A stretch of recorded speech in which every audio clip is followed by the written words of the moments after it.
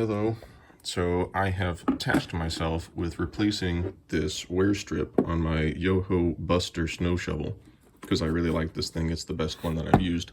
But the wear strip, gets worn out. I've had this, I don't know, 4 or 5 years, something like that. 4 or 5 years maybe.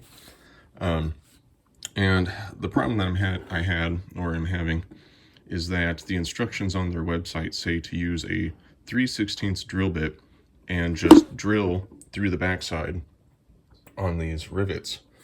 And that just simply does not work for these rivets. It might work for the metal snow shovel rivets that are smaller, but this is the poly whatever plastic version, and they have bigger rivets, so they've got more surface area on this plastic. Even though they've made this plastic like really thick and beefy, they still, I guess, were worried about it breaking the plastic.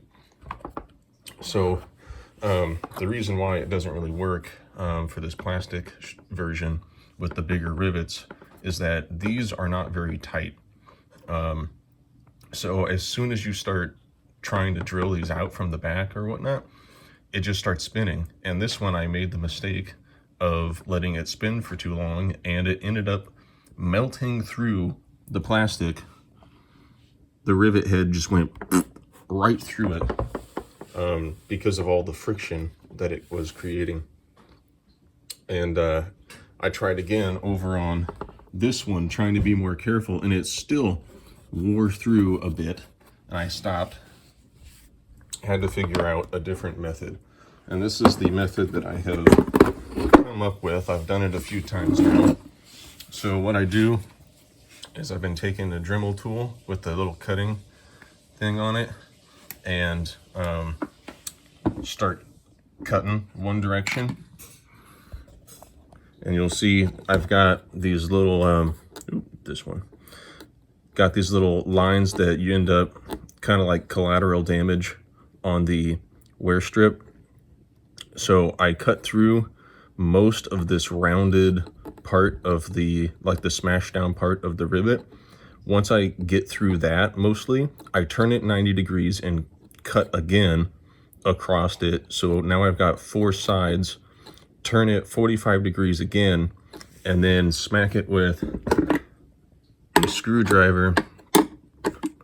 My screwdriver is a little bit bent because I've abused it, but take your screwdriver or whatever you want to use and smack it with a hammer to bend it just enough to where you should be able to get some pliers, like some small pliers, get a grip on that, and then bend it back and forth, and that aluminum will fatigue fail pretty quickly.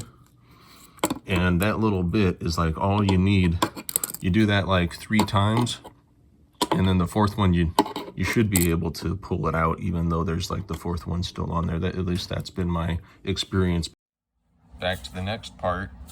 I've struggled through trying to get these rivets smashed in on the backside, and I've come to what I think is now a process that sort of works, although it's still a pain in the butt. You need some sort of really hard, really hard surface, like this big sledgehammer, well, small sledgehammer, I don't know.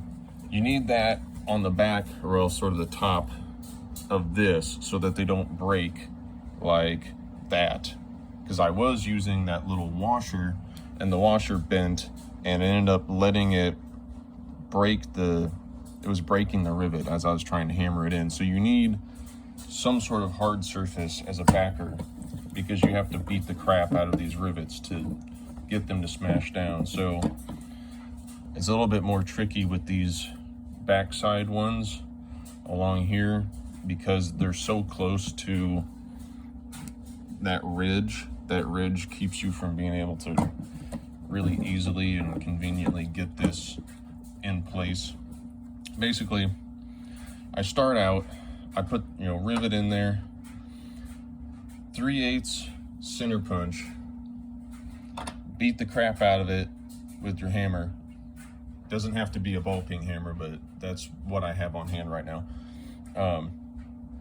Beat that until it starts to mushroom out a little bit. Once it's mushroomed out a little bit, you take like a small ball peen hammer, put it on there on center, smack that with your other hammer.